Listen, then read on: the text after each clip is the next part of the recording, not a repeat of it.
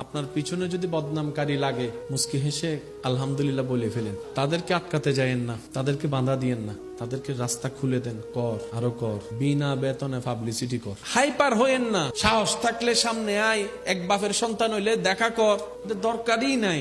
আল্লাহ আপনাকে বিনা যুদ্ধে জয় করতে চাচ্ছেন, আপনি কেন যুদ্ধ করে খামাকা শরীরে শক্তি নষ্ট করবেন? দরকার কি? ছেড়ে দেন না তাকে আপন হালতে। সে বদনাম করবে, আপনার গুনাহ নিবে। সে বদনাম করবে, নিজের সওয়াব আপনাকে দিবে। সে বদনাম করবে, আপনার প্রচার করবে। সে বদনাম করবে, আপনার নামটা যে জানে না তাকেও শুনাই দিবে। তো সে যখন বিনা বেতনে এমন কাজ করতে চাচ্ছে স্বইচ্ছায়, আবার অন্যদিকে ওয়াইলুল্লি কুল্লি হুমাজাতিল লুমাজা তার উপর অর্পিত হবে, আপনার টেনশন কি?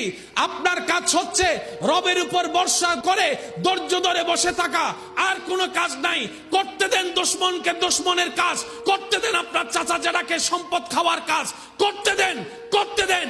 একদিন আপনার ধৈর্যটা রবের যদি পছন্দ হয়ে যায়, ইন্নাল্লাহা মা'আস সাবিরিনের নিয়ামত আল্লাহ আপনাকে দান করে দিবেন।